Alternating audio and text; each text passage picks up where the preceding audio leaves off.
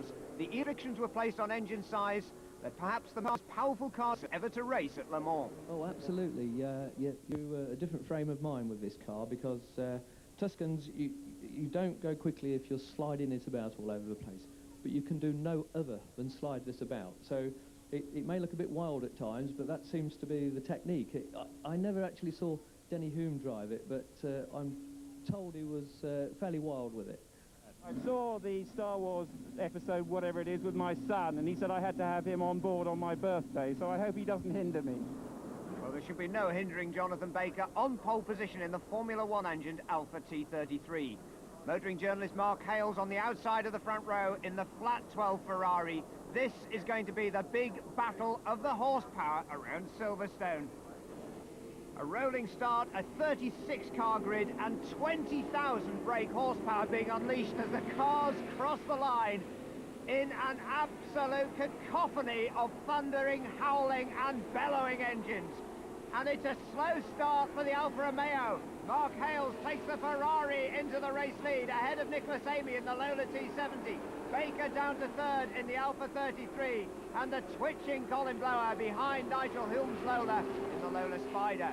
So it's Ferrari leads now the Lola, Nicholas Amy, then Baker third, then come a pack of Lolas, Chevrons and even a genuine Le Mans Ford GT40. A tremendous lineup reflecting sports cars of the late 60s and early 1970s, but it's Mark Hales in the Ferrari flat 12, Amy in the Mark III Lola, then Baker in the Alfa. Then it's the Lola horsepower versus the Alfa Romeo's brakes as Hume challenges but has to settle for fourth place in his Lola T70. The white Lola Spider of Colin Blower still there in fifth position behind the Dutch driver Coggy van der Woude. Number 15, though, is Nigel Hume. Fourth place currently in the distinctive Mark IIIB, the wide-bodied car. And compare that with the second place machine. That's a regular Mark III. And look how the second place car, the nose is sitting high. That was why the Mark IIIB had the extra wings put on the front and the wider body. And Nigel Amy in the original Mark III losing out there on the high-speed handling to the pace of the Alfa Romeo. And Jonathan Baker slow away from the start, and I suspect taking it easy on the Alfa's fragile gearbox, but he's not taking it easy now. He goes from third place to the race lead in just 2 corners. Superb driving. It's the 3-litre Formula One Grand Prix engined Alfa Romeo against the 5-litre flat 12 Le Mans Ferrari. 512 versus the 3-litre T33. And the V8 Alfa weaving down the straight. The Ferrari is faster in a straight line. The Alfa Romeo is more agile and high revving. And the first of our spinners of the day, Tommaso Maeda, keeps the BMW 2-litre engine running and gets the Chevron B8 back on track. Baker in the Alfa leads. Mark Hales, number 7 in the Ferrari, the V12 5-litre car, owned by Nick Mason, the drummer of Pink Floyd, whose collection races under the 10/10th Racing banner. And in third place, it's Hume now in the Lola Mark IIIB. We've lost Amy in the earlier car, Van der Woude in the red and white Lola, then Blower in the Lola Spider now in 5th position. But the battle is on between the two Italian marks, Alfa Romeo versus Ferrari at the head of the field. Out of the field, down to Club Corner. The Ferrari Spider with its open roof and the distinctive tall mirrors on the front wings. But can it do anything about the pace of the Alfa Romeo? Then come the 3 Lolas, the 2 T70 Coupes, then the earlier T70 Spider, and further back down the pack, Amy's car now recovering from 12th place, goes through our screen now. Oh, and someone else in trouble down at Club Corner. It's one of the Porsches, and that is Ottokar Jakobs, the German driver in the number 33, the Porsche 910, and a very, very good recovery. A chance too to see what went wrong from Tommaso Maeda. Just gets off the racing line as he heads into Luffield Corner. The tail comes round, but he keeps the BMW engine running and stays in the race. Across the line, though, for the Alfa Romeo versus Ferrari battle. Jonathan Baker has had disappointment with this car. It's notoriously fragile, but when it's right and when it's on song, the Alfa absolutely flies. It has a complex mechanical fuel injection system. They're noted for oil leaks, they're noted for gearbox problems. That's what put him out of the race at Monza.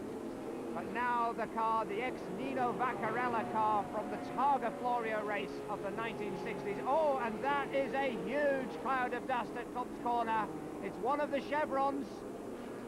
Oh, it's the appropriately named Sandy Watson there, clambering out of his Chevron B8. And there's another car in the gravel trap too at Copse Corner. Meanwhile, Lancastrian Colin Blowers having a go at Van der Woude, the Dutchman, and the Lola Spider on its skinnier tyres. It's a 3-year-older car, twitches and slides as always. It doesn't have the sophisticated or more sophisticated aerodynamics of the T70 Mark IIIB. Colin Blower comes from over 3 decades of racing TVR sports cars. He certainly knows how to handle the horsepower. And Van der Woude is going to have to settle for 4th place. Well, there is the other Chevron B8. It's Peter Schreiber. In fact, in the earlier model, the Chevron B6. And the 2 drivers are walking home as the recovery crews get to work. And I suspect there is oil on the track down at Copse Corner, because cars are slipping and sliding in all directions. Now, 9th place, Craig Jones. Ahead of him, going through into 8th place, Nicholas Amy on a fight back in his Mark III Lola T70. Closing in now on Colin Parry-Williams in the second of the 2 Lola T70 Spiders. And it really is a Lola benefit, this race. 8 examples of the Mark built at Cambridgeshire by Eric Broadley. Lola recently celebrating their 40th anniversary, and what a birthday party they're having here at Silverstone. Great battle between Colin Parry-Williams now and Nicholas Amy for 7th and 8th places. Parry-Williams, the gentleman, waves Amy through. He knows he's got the quicker car. And the big V8 Lolas continue to thunder on the way. Each of these cars has a 5-litre Chevrolet engine in the back, giving close to 700 horsepower. Meanwhile, down Hanger Straight, it's still the Ferrari not letting the Alfa Romeo get away.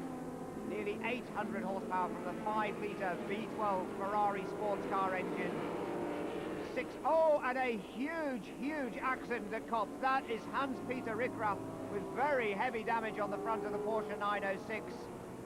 He is out of the car okay and walking away from a wrecked Lotus 23. That is Patrick Quinault, the French driver.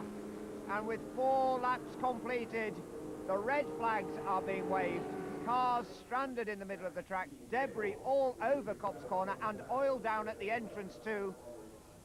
Safety, as always, the keynote.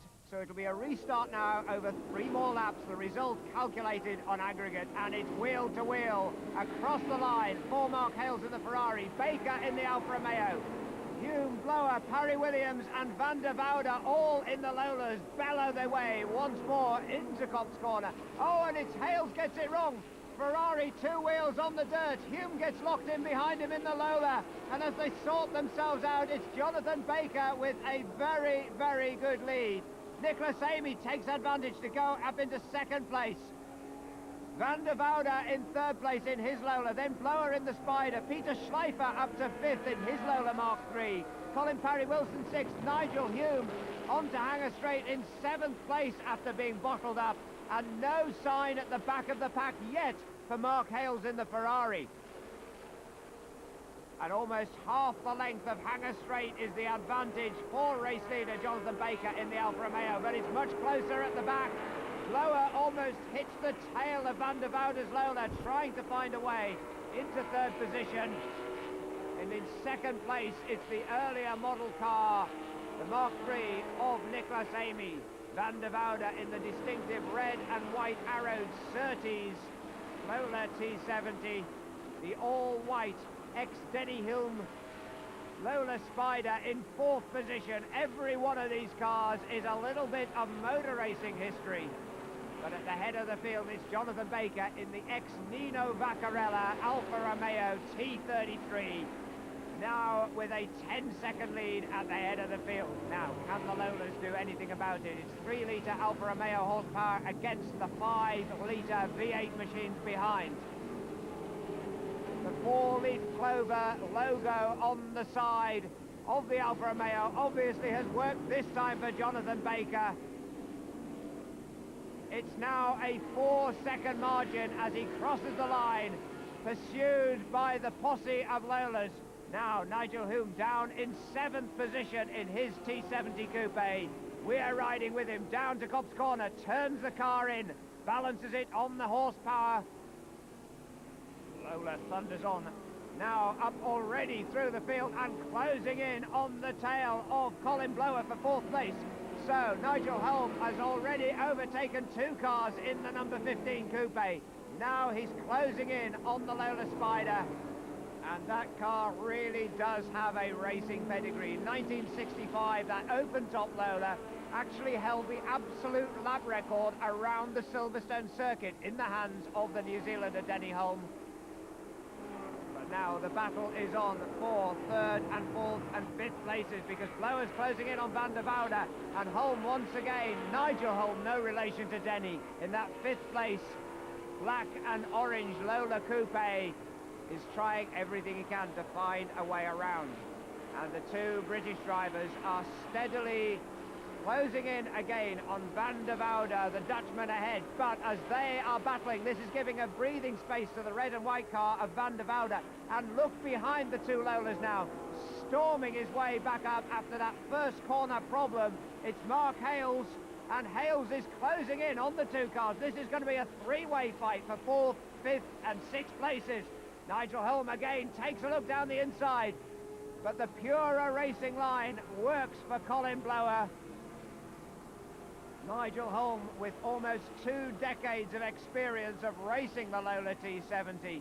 Colin Blower ahead of him, TVR Tuscan racer, ex-production sports car champion, and Mark Hales, who has driven just about everything in the world of motor racing and restores vintage aeroplanes in his time off, is closing in on both of these. And Mark Hales really is flying in that V12 5-litre Ferrari. And there is the difference that the Ferrari prancing horsepower makes. Gets its nose alongside at Copse Corner, and watch it blast away up over the crest. No, it doesn't though, because Nigel Holm gets the power down just a little bit better in the Lola this time. And Mark Hales is going to have to wait for the Hanger Straight to unleash the prancing horses once again. But that Lola with its iron Chevy V8 in the back is a very, very potent proposition. It's the aerodynamics that will make the difference now on the straight.